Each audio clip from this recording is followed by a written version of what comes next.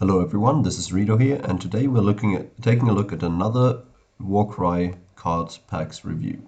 So again, as we normally do, we'll be taking a look at two warbands. This time it's going to be Khorne models and Khorne demons, and we'll check out which of them are mathematically doing better than others, which are statistically worth their points, and which might not be. And then maybe taking a look at what fighters I'd like to bring in a warband and why.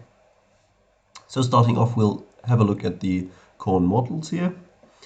They have essentially 5 different types of units. They've got Reavers, Blood Warriors, Skull Reapers, Wrathmongers, and the Khorgorath.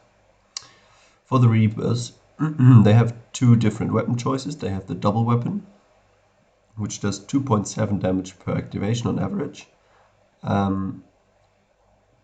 which is honestly quite good for the points value. So as you can see, this is in the green tier. 0.04 damage per point value is up there with the better models.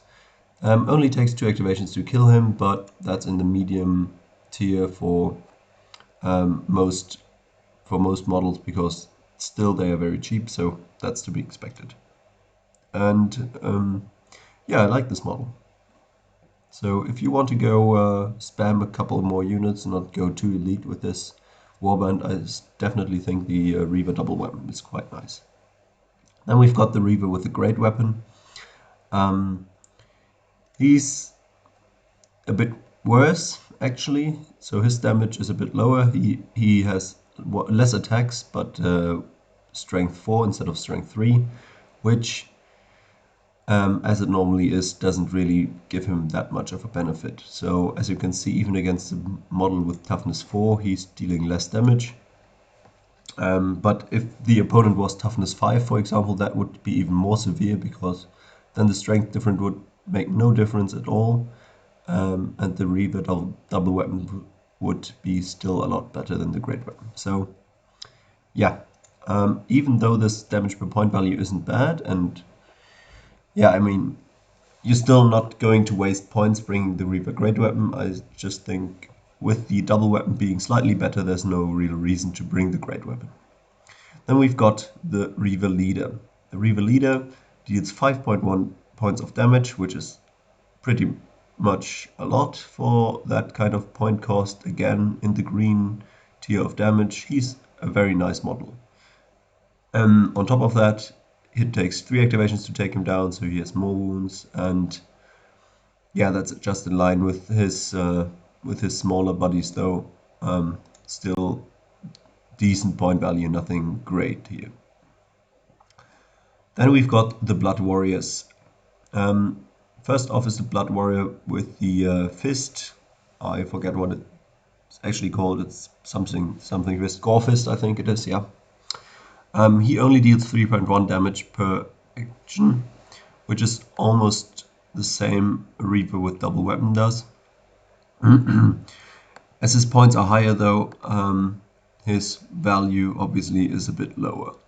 He does have a unique double, which allows him to deal some more damage, but I don't think that's really worth it, because he'll be dealing at maximum like 3 damage on average on top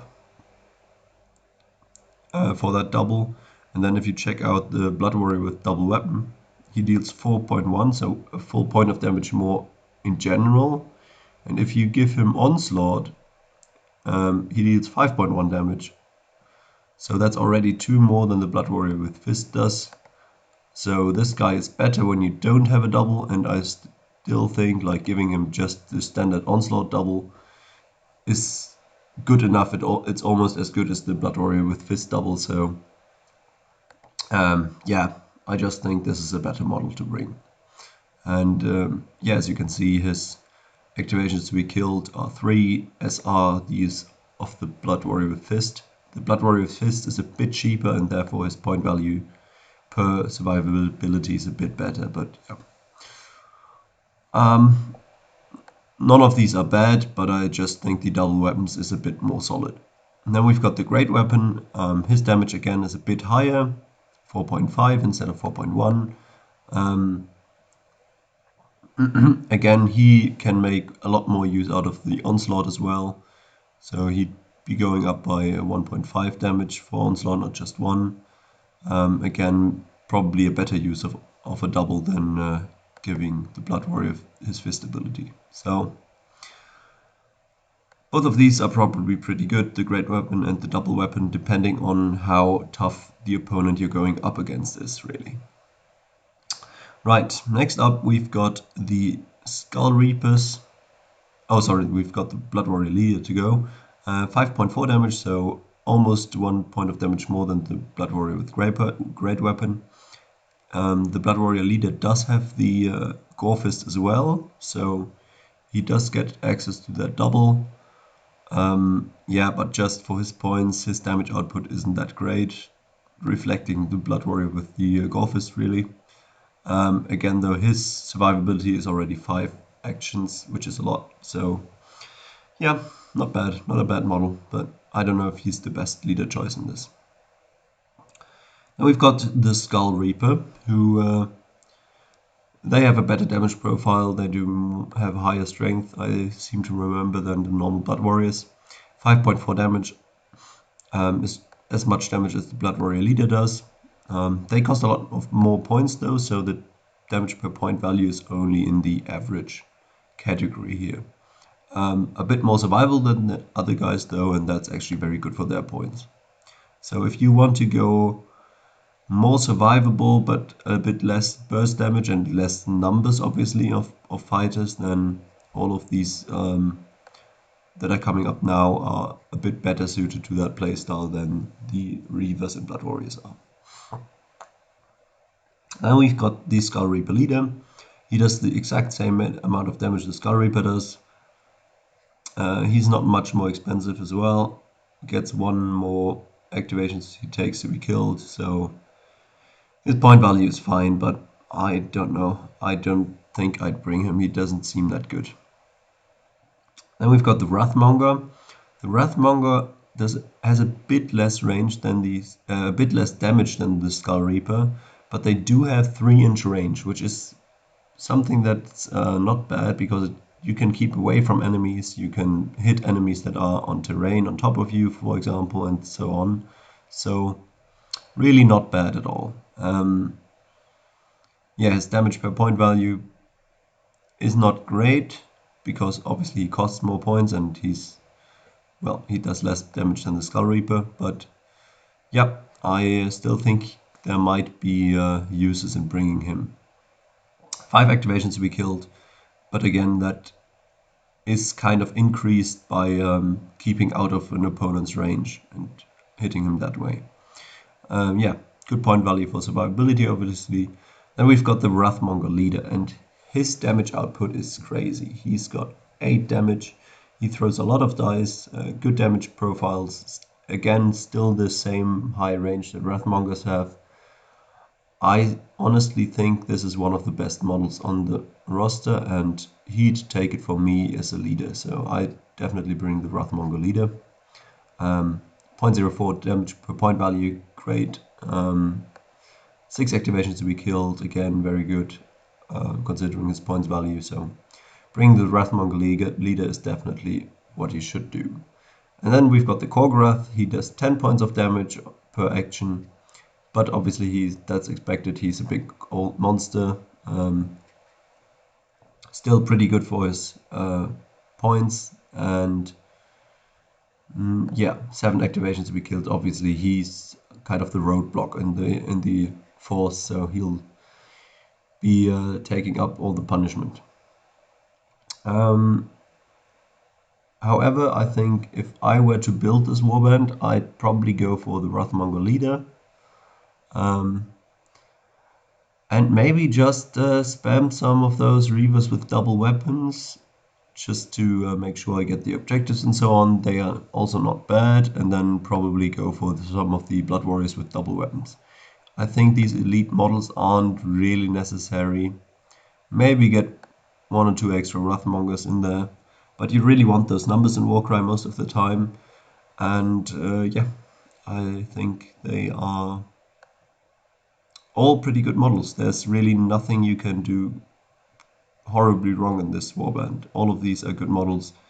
You're lacking a bit in the mobility department, but if you check out my video on the mercenaries, you might find that there's some allies that could help out there and could increase your mobility to really make the most of your warband.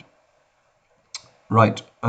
Next up, we've got the Khorne demons, and as you can see, they've got a lot less models. It's really only bloodletters, fleshhounds, and blood crushers. Yeah, and the lead option for each of those. Yeah, let's have a look. The bloodletter, he deals 3.4 damage per activation. This might just be the highest amongst all chaff models. No, probably not quite true, but it's definitely up there. Chaff models dealing 3.4 damage, that is a lot. That's very good. Like, compare that to the Reavers with double weapons. They do 2.5 and 2.7 respectively. So yeah, very, very good damage per point value. However, only 2 activations to take these down. No big surprise there. At some point, like, your cheap cost has to come in. So that's still in the medium ballpark for point value there. So nothing horrible, nothing to sneeze at. But yeah, I like the bloodletters. The bloodletter leader, he does almost double the damage the normal bloodletter does. Still very good, but he costs a lot more points as well. So that actually puts him a bit lower in terms of damage per point value. Still not a bad model at all, though. The Flesh Hounds,